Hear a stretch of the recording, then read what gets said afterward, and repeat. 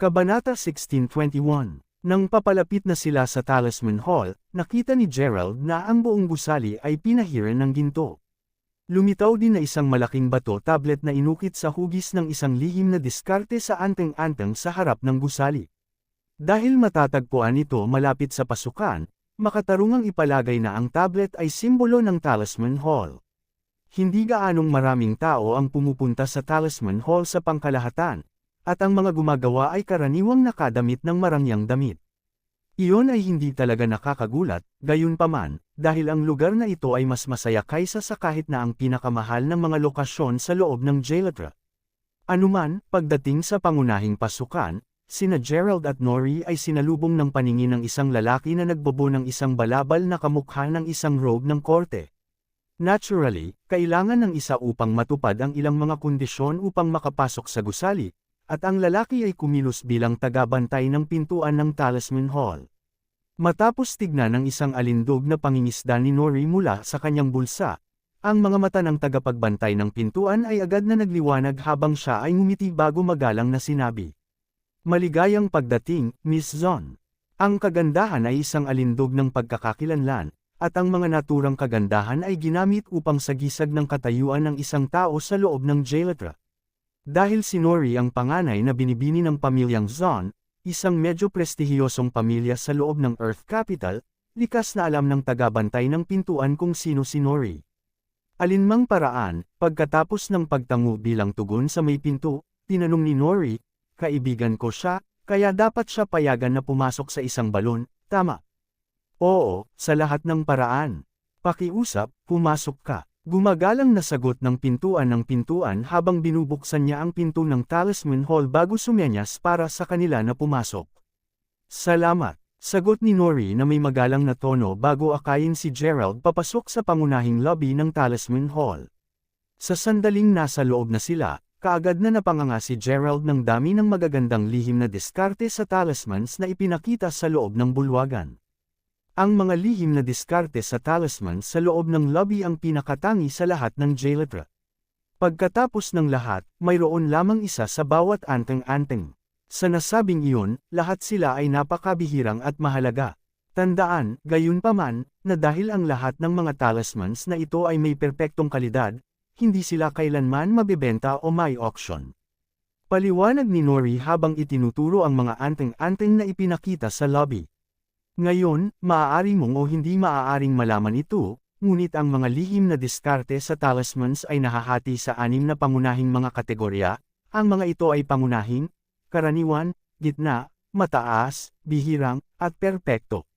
Tulad ng sinabi ko kanina, bukod sa ilang mga anteng-anteng sa loob ng lobby ng hall na ito, wala nang ibang perpektong mga anteng-anteng.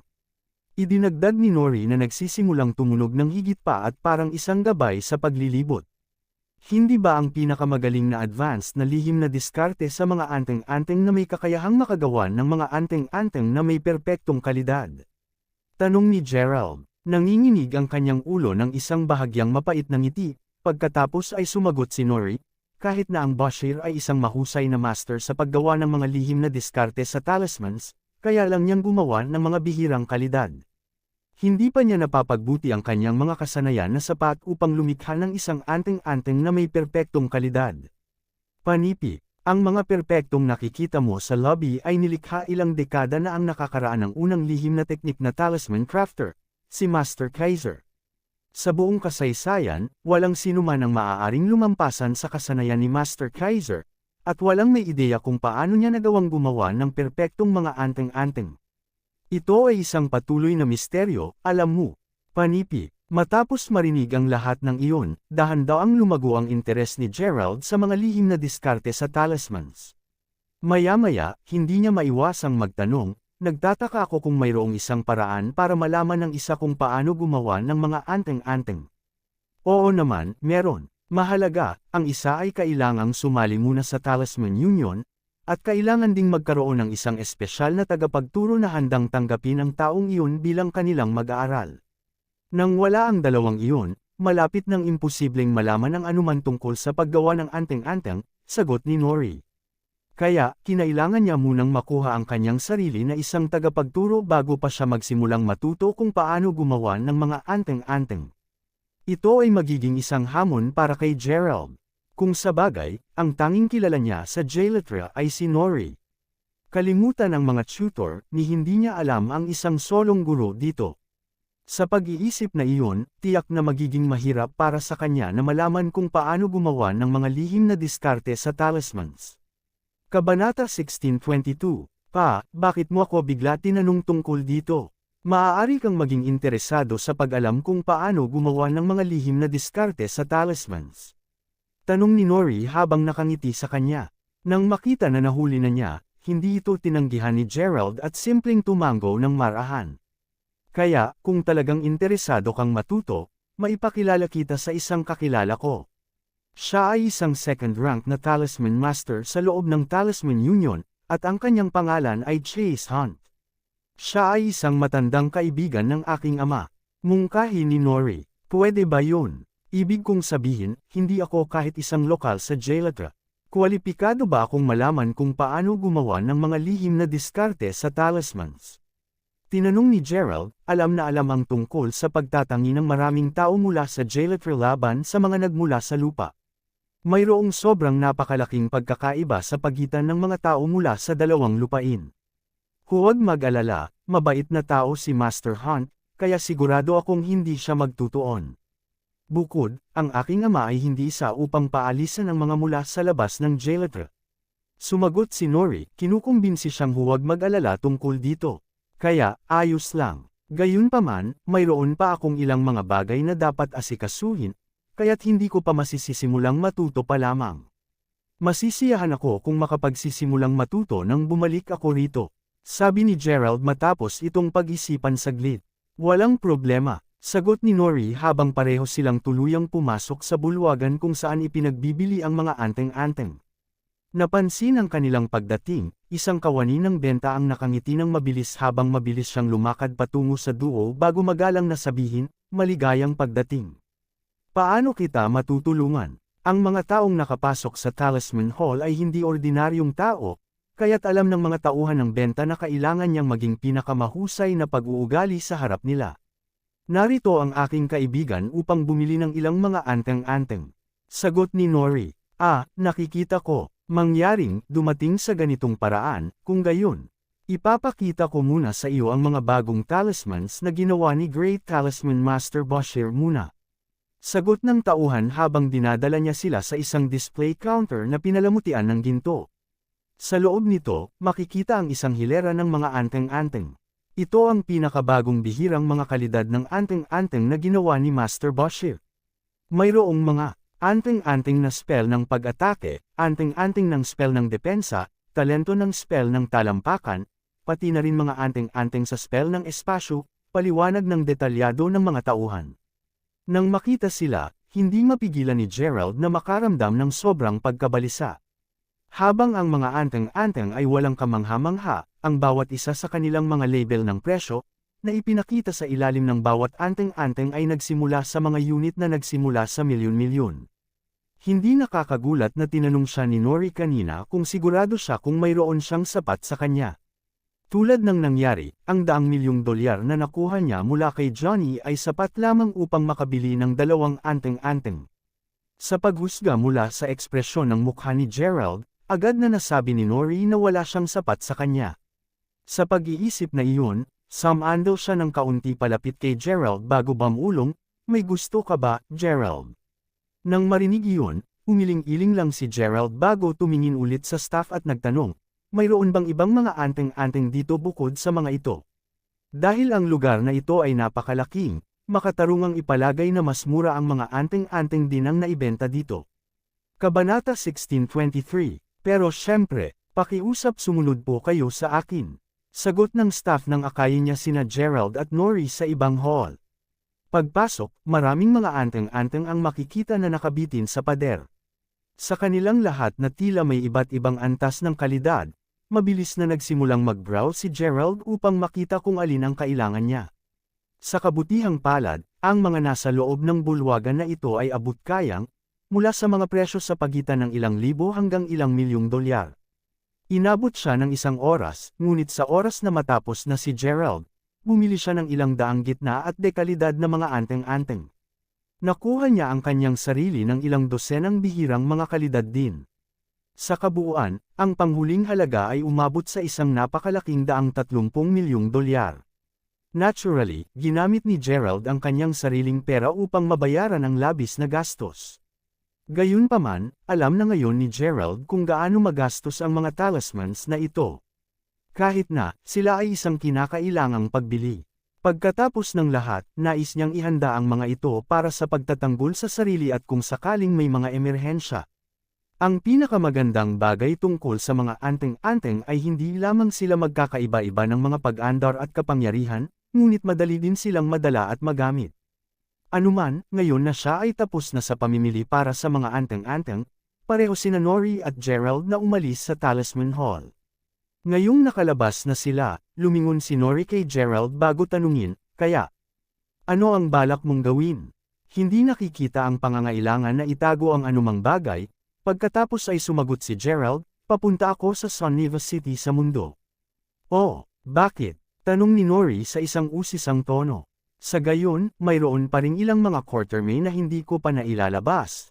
Mas partikular, hindi ko pa napuksa ang mga iyon mula sa pangalawang angkan ng quartermains, ang Quantox ng Suniva City. Paliwanag ni Gerald. Nang marinig iyon, naintindihan ni Nori kung ano ang ibig sabihin noon ni Gerald nang sinabi niyang mayroon pa siyang negosyo na dadaluhan.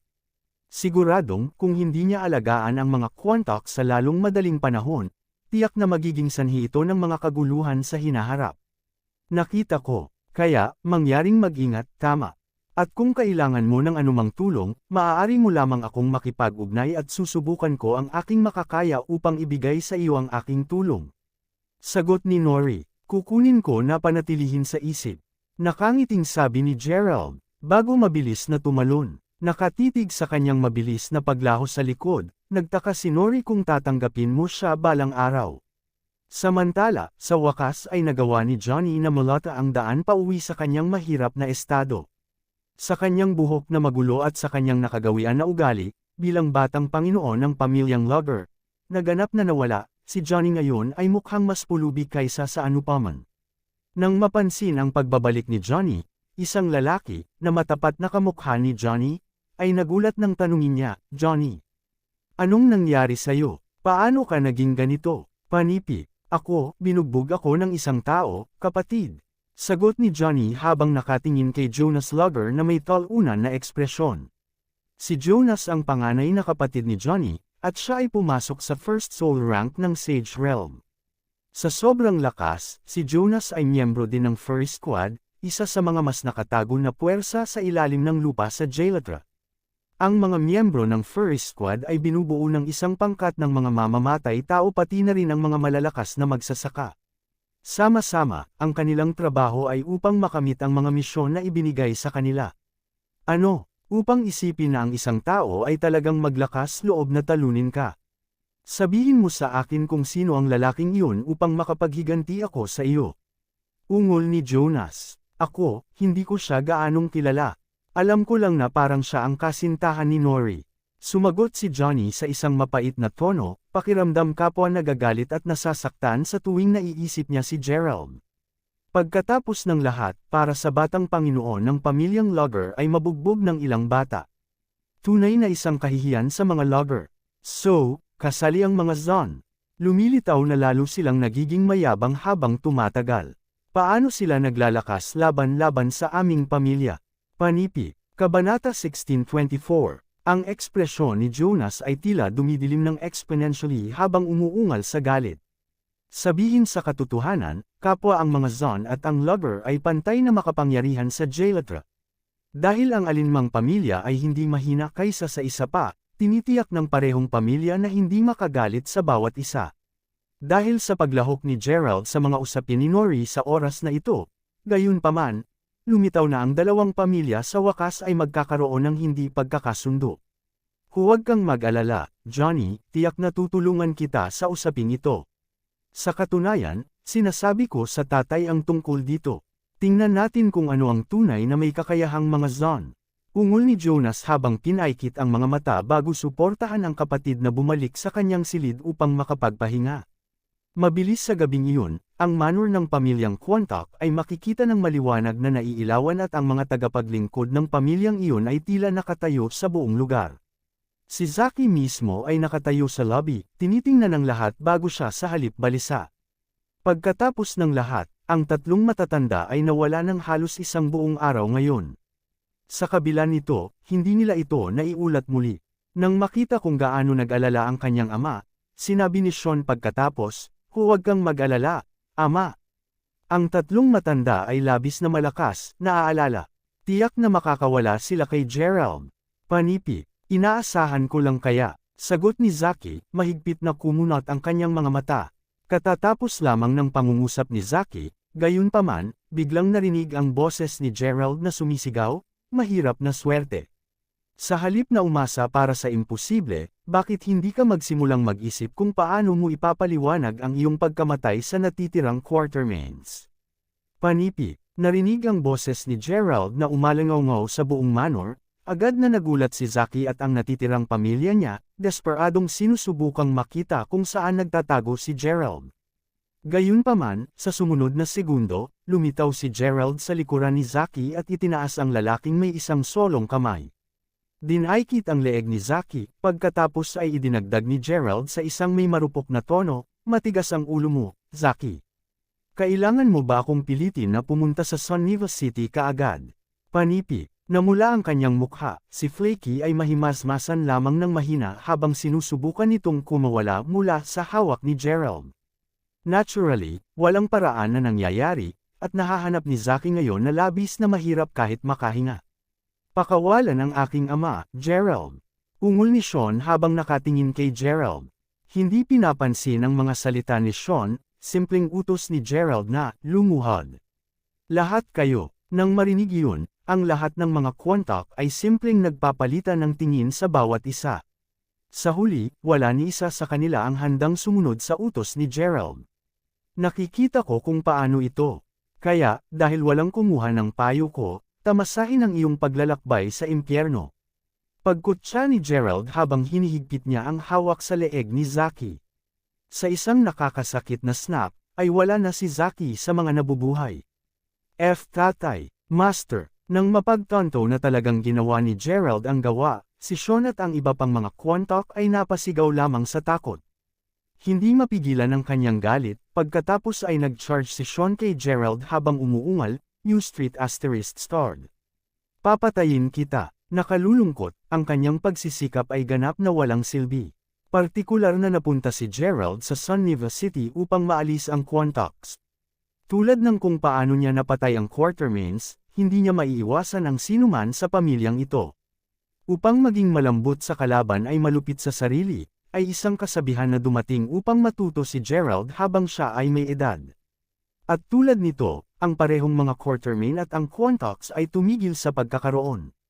Sa tapos na niyang trabaho, mabilis na umalis si Gerald sa Sunniva City upang bumalik sa Jailatra. Kabanata 1625, kinaumagahan nang makita ang ilang mga marangyang kotse na nakaparada bago ang manor ng pamilya Zahn.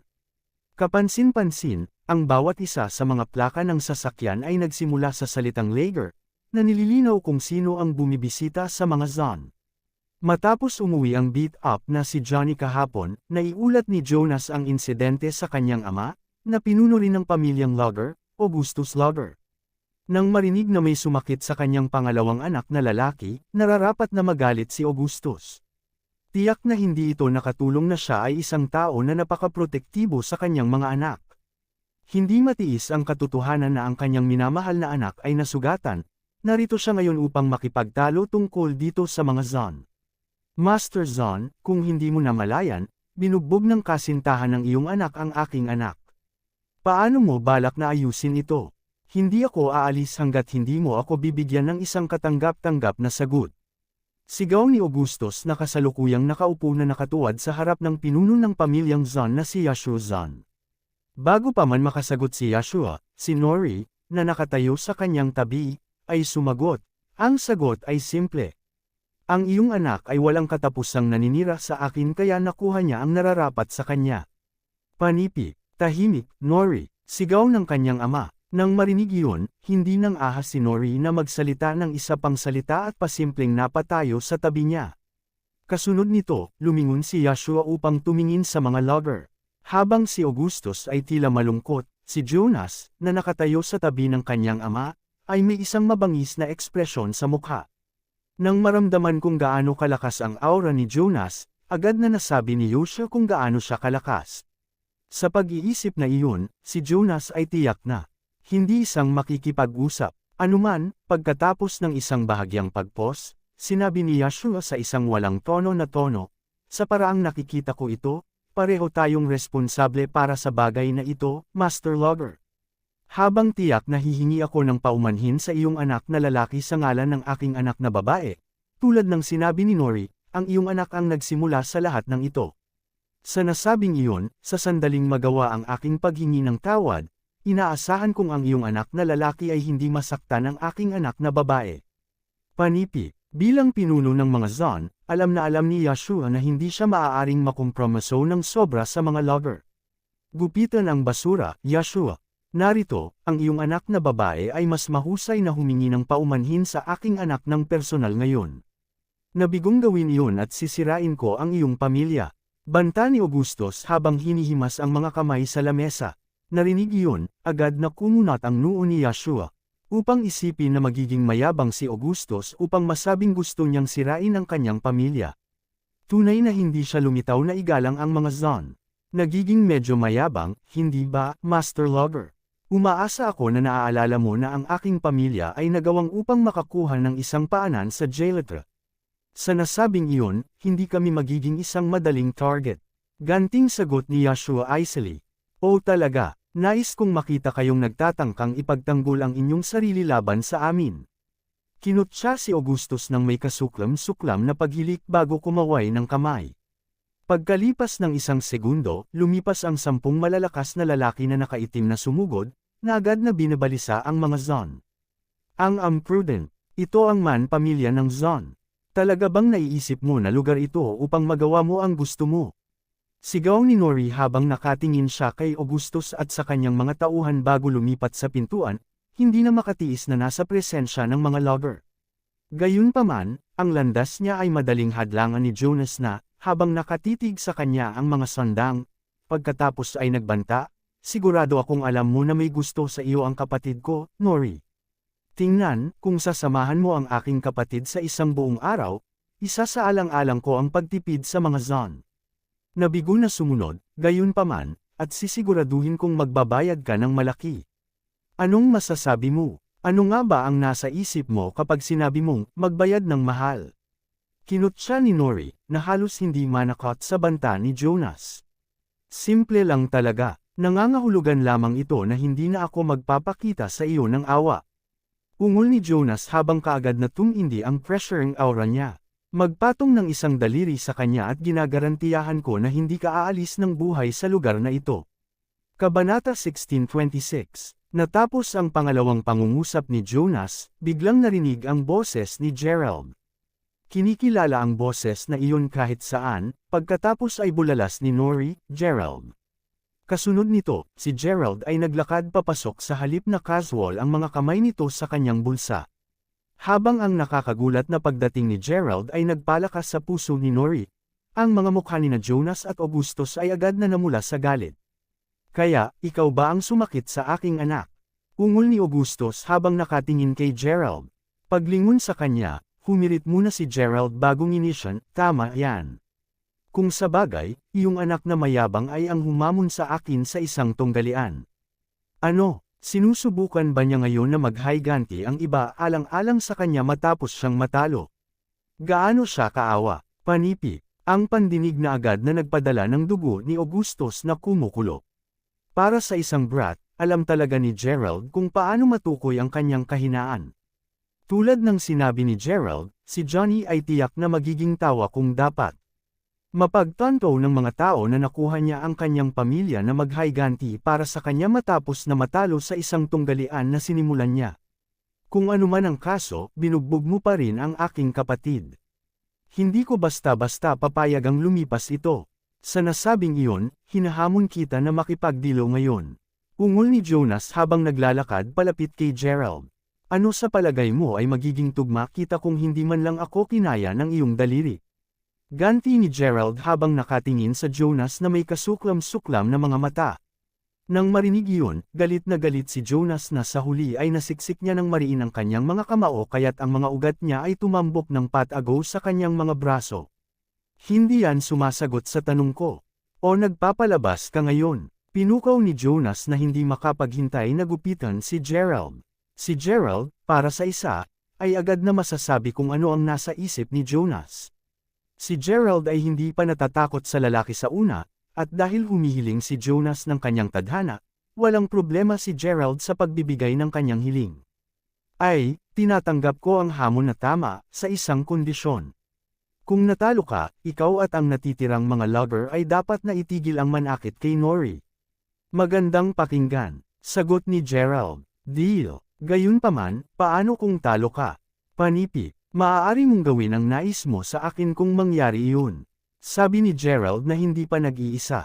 Kung sa bagay, sa sasabihin ni Gerald, si Jonas ay hindi malapit sa kanyang laban. Sa mga kondisyon na napagkasundoan, ang parehong kalalakihan ay nagsimulang maglakad palabas upang simulan ang kanilang tunggalian. Habang ang iba ay mabilis na sumunod, tumakbo si Nori sa tagiliran ni Gerald bago bamulong, Gerald, hindi gaanong mahina ang kapatid niya tulad ni Johnny. Sigurado ka ba tungkol dito?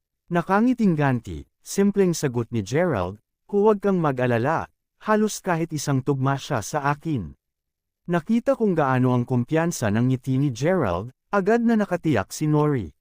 Pagkatapos ng lahat, alam niya na si Gerald ay ang uri ng tao na masasabi lamang ang ganoong bagay kung siguradong natitiyak niya ang kanyang tagumpay. Ngayon sa labas, napatingin si Jonas kay Gerald bago sumigaw. Inaasahan mong nasisiyahan ka sa akin na pinaputok mo ang iyong mga buto. Mura ang usapan, ninisyon ni Gerald. Tapat na pinabayaan ni Jonas ang kakayahan ni Gerald. Pagkatapos ng lahat, kahit na nabigo ang kanyang kapatid na mailabas si Gerald, alam ni Jonas sa katotohanan na ang agwat sa pagitan ni Johnny at ng kanyang lakas ay napakalawak. Sa pag-iisip na iyon, tiwala si Jonas na madali niyang talunin si Gerald. Dalhin mo. Umungal ang galit na si Jonas habang sumiklab ang kanyang aura. Kasunod nito, sinimulang singilin ng lalaki si Gerald ng napakabilis. Kabanata 16:27. Nakatuon ang kamao niya sa ulo ni Gerald, sigurado si Jonas na sa pagkakabangga. Ang bungo ni Gerald ay agad na mabubuksan. Gayunpaman, naging tanga siya kung naisip niya na ibibigay sa kanya ni Gerald ang pagkakataong iyon. Sa sobrang kadalian, simpleng humakbang si Gerald sa gilid upang maiwasan ang atake. Kahit na, habang kumakalat kaagad ang kamao ni Jonas sa mukha ni Gerald, ramdam ni Gerald ang napakalawak na lakas sa suntok. Tulad ng isang taong pumasok sa first soul rank ng Sage Realm, walang duda si Jonas na isang malakas. Sa kasamaang palad para sa kanya, ang kalaban niya ay si Gerald. Napagtanto na ang kanyang pag-atake ay talagang napalampas. Naiwan si Jonas na bahagyang nabigla. To think that Gerald was really this fast.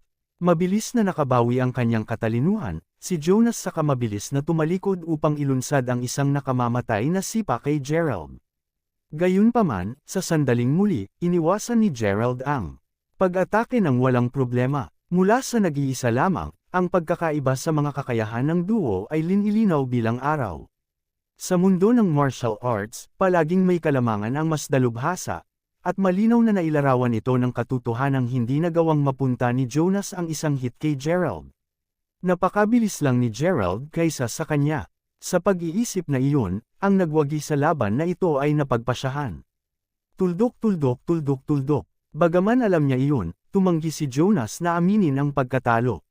Kung sa bagay, nanumpa siya sa sarili na gugantihan niya ang kanyang kapatid sa pamamagitan ng pagkatalo kay Gerald. Manalo ka, may kakayahan ka lang bang umiwas? Pang-iinis ni Jonas sa isang nguso.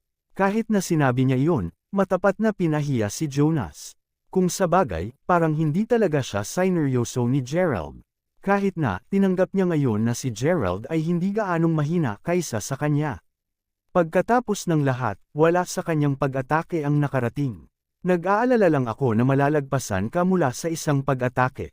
Sukli ni Gerald na may kasuklam-suklam ng ngiti sa labi. Nang marinig iyon, ang galit ni Jonas ay nag-spike habang nakakakuyom ang kanyang ngipin.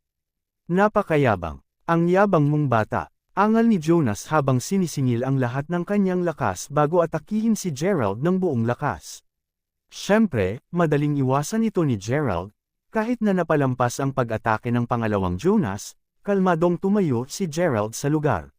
Dahil gusto ni Jonas na atakihin niya ng sobra, masayang pipilitin ni Gerald. Tumagal lang ito ng split segundo para sipain ni Gerald si Jonas sa tiyan. Napakabilis ng mga paggalaw ni Gerald na hindi nga nakapagreaksyon si Jonas sa oras. Sandali na nahahanap ang kanyang sarili na pumailang lang, ito ay isang segundo mamaya nang ang kanyang buong katawan ay bumagsak sa lupa. Nang makita na ang kanyang anak na lalaki, na ngayon ay nag-ubo ng dugo, ay halos hindi na makakuha ng isang solong sipa mula kay Gerald, agad na namula ang mukha ni August.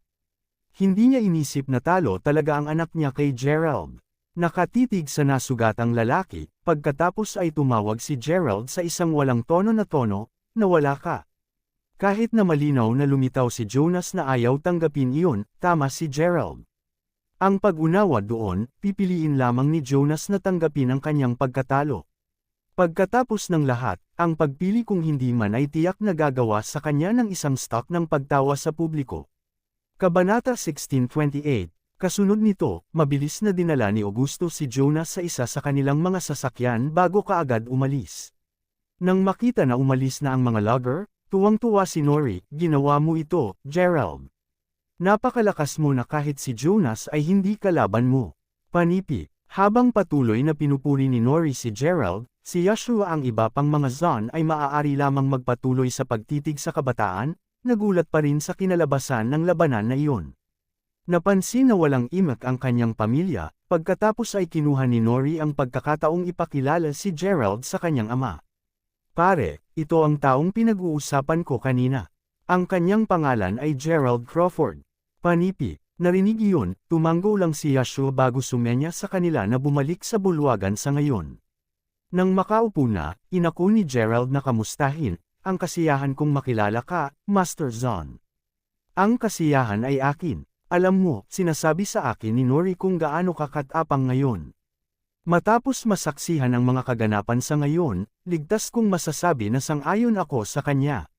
Sagot ni Yashua, nakatingin kay Gerald na may nasiyahan na ekspresyon. "Nilambing mo ako, Master Zon. Dahil sa mabuting kaibigan ako kay Nori, ang mga problema niya ay akin din. Anuman, ang aking pagiging mapusok ang nagsimula sa lahat ng kaguluhan na ito sa una. Sa nasabing iyon, sana ay tanggapin mo ang paghingi ng tawad." Idineklara ni Gerald sa isang paumanhin. Kung sabagay, kung hindi niya binugbog si Johnny, hindi lalapit ang mga loggers upang harapin sila sa una. "Walang paraan na ikaw ang may kasalanan, Gerald. Malinaw na ako ang mali dito sa paggamit sa iyo bilang aking kalasag." Sinabi ni Nori habang tumagal ng isang hakbang pasulong upang ipagtanggol siya. "O sige, tama na ang pagsisi sa inyong sarili. Hindi ko kailanman nagustuhan ang batang logger na iyon. Sa totoo lang hindi ito ang unang pagkakataon na narinig ko na niloloko niya rin si Nori. Sa nasabing iyon, gumawa ka ng magandang trabaho, Gerald. Sa tulong mo, maaasahan ni Johnny na hindi lahat ng tao sa mundo ay natatakot sa kanya. Impyerno, sino pa ang mga logger? Ang mga ito ay mga light year pa rin ang layo mula sa sapat na may kakayahang makapinsala sa aming pamilya." Idineklara si Yashua. Ang sasabihin sa katotohanan si Yashua ay hindi takot sa mga logger. Gayunpaman, kung sila ay talagang naging kaaway, alam ni Yashua na ang parehong pamilya ay magdusa ng matinding pagkalugi. Kahit na, handa si Yashua na labanan ito alang-alang sa kanyang anak na babae. Sa sandaling iyon, biglang may naalala si Nori. Sa pamamagitan nito, mabilis siyang humarap sa kanyang ama bago tanungin, "Pare, ikaw ay isang matandang kaibigan ni Master Hunt, tama ba? Mula sa Talisman Union, may kailangan ako ng tulong sa iyo." Panipi. Iniisip mo bang sumali sa union?" Nagtanong pa kay Yashua. "Hindi talaga, nagtatanong lang ako sa ngalan ni Gerald." Interesado siyang malaman kung paano gumawa ng mga lihim na diskarte sa talismans. Sagot ni Nori habang umiling siya bago lumingon kay Gerald. Mula doon, madaling nahuli ni Yashua na ang kanyang anak na babae ay dapat na nahulog kay Gerald. Bagaman nauna niyang sinabi na Gerald lang ang ginamit niya bilang kalasag, alam na alam ni Yashua na gusto ng kanyang anak si Gerald. Anuman, ngumiti si Gerald kay Yashua bago magalang na sinabi, "Tama siya, Master Zon. Kung hindi ito masyadong gulo, nais kong humingi ng tulong sa iyo dito." Panipi, si Yashua, para sa isa, ay mayroon ng isang mahusay na impresyon kay Gerald. Kung sa bagay, hindi lamang siya ganito kalakas sa kanyang edad, ngunit ang kabataan ay matalik na kaibigan din ng kanyang anak na babae. Sa pag-iisip na iyon, walang paraan na tatanggi si Yashua na tumulong. Huwag mag-alala, ang pinakamahalaga sa akin ay ilang mga salita. Paano naman makikipag-ugnay ako kay Master Hunt at yayayahan ko siya upang pareho kayong unang magkita? Kung handa kanyang tanggapin bilang kanyang alagad, binabati kita. Gayunpaman, kung tatanggi siya, hindi ko rin siya tatangkaing pilitin. Kumusta iyon? Tinanong si Yashua habang iminungkahi niya ang pinakamahusay na pag-aayos na maisip niya. Malugod kong tatanggapin ang iyong mga kaayusan. Salamat sa iyong pagsisikap, Master Zon. Sagot ni Gerald na hindi man lang iniisip ng 2 beses tungkol dito. Kung sa bagay, ang katotohanang si Yashua, na hindi pa gaanong pamilyar kay Gerald, ay handang tumulong ay isang kasiya siyang sorpresa na sa kanya. Sa huli, lahat ng ito ay salamat kay Nori. Kabanata 16:29. Hindi nagtagal bago ang isang matandang lalaki na nagbigay ng mahabang mga robe ay pumasok sa manor ng pamilya Zon. Gamit ang isang gintong badge na nakapin malapit sa kanyang dibdib, ang individual ay walang iba kundi si Master Chase Hunt mismo, isang second-rank talisman master sa Talisman Union. "Ah, nandito ka, Chase," sabi ni Yashua habang mabilis siyang lumakad upang salubungin ang matanda nang makita siya. "Kaya, para saan talaga ang gusto mong makipagkita sa akin, Yashua?" Tanong ni Chase nang hindi binubugbog ang palumpong.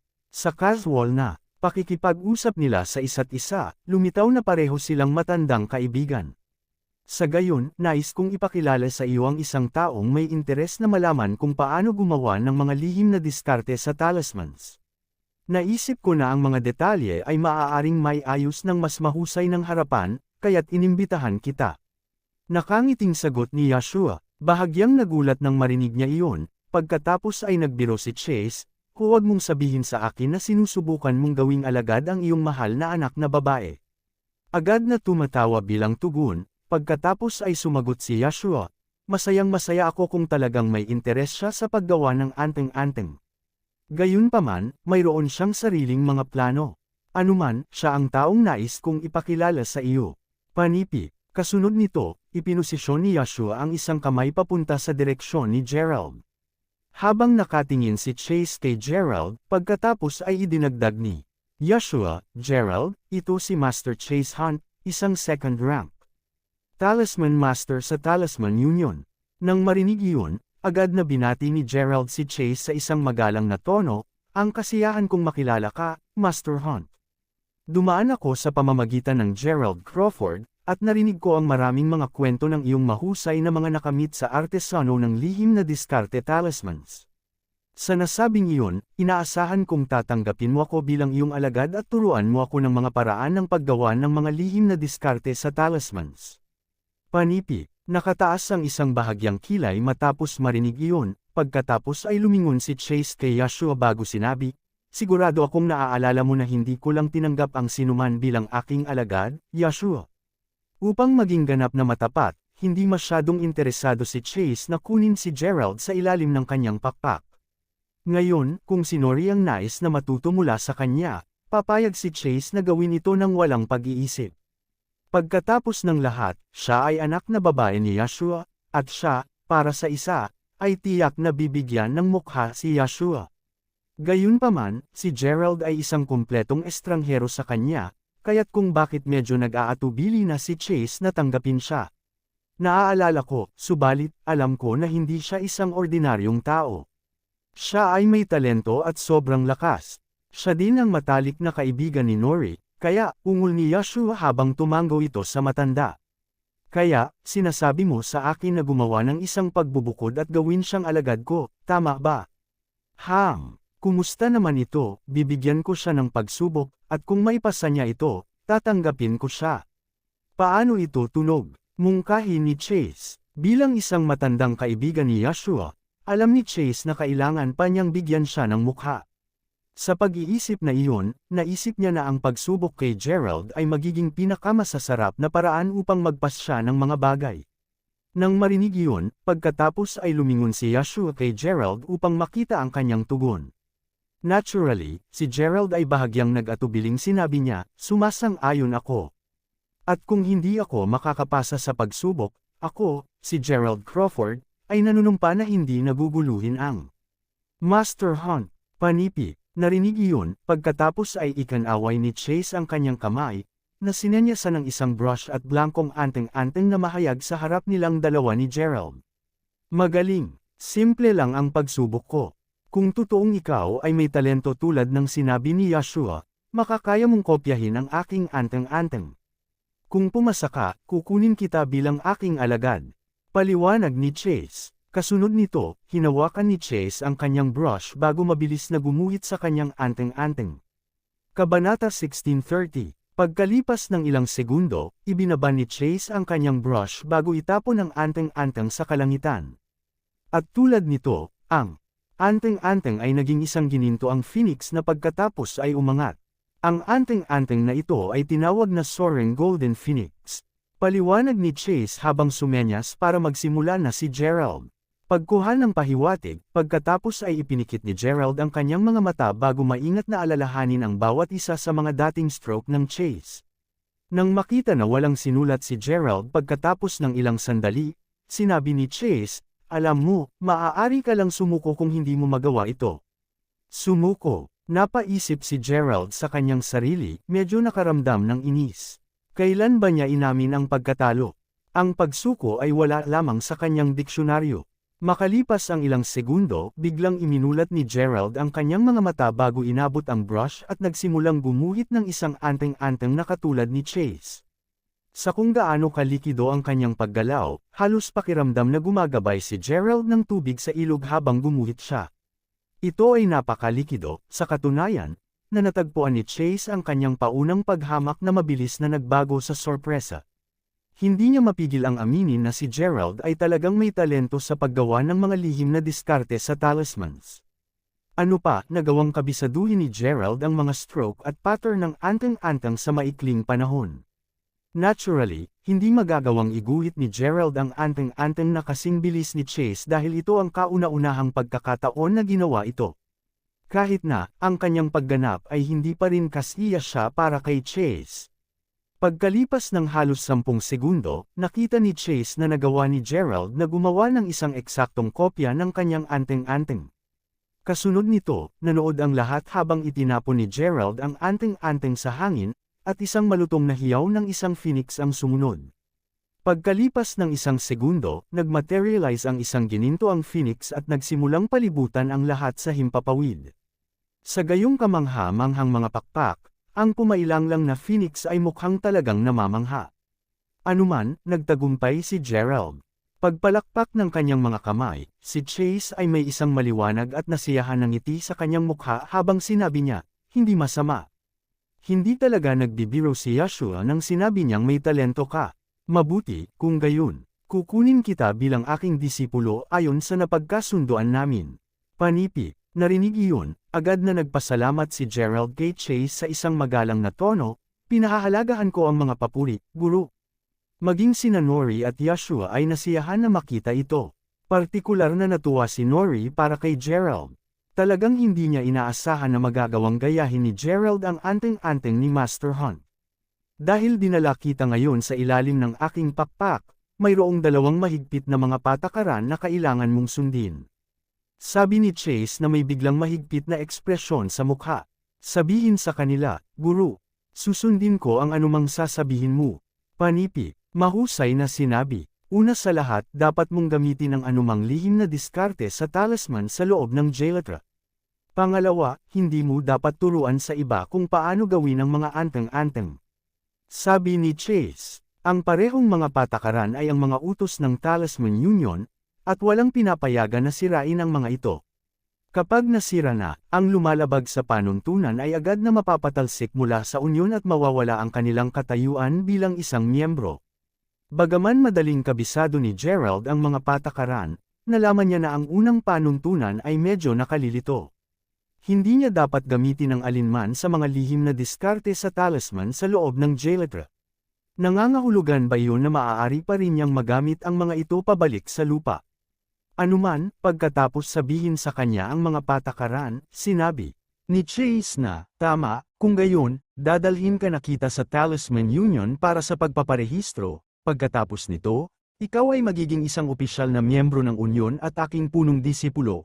Habang iniwan ni Gerald at Chase ang manor ng pamilya Zahn upang magtungo sa Talisman Union, tinitiyak ni Chase na sabihin kay Gerald na ang proseso ng paggawa ng mga anteng-anteng ay hindi madali. Naglaan din siya ng oras upang sabihin kay Gerald na ang Talisman Union ay labis na prestihiyoso sa loob ng Jailatra. Sa pag-iisip na yun, ang mga bahagi ng unyon ay may mga katayuang maihahalin tulad sa mga maharlika sa loob ng Jailatra.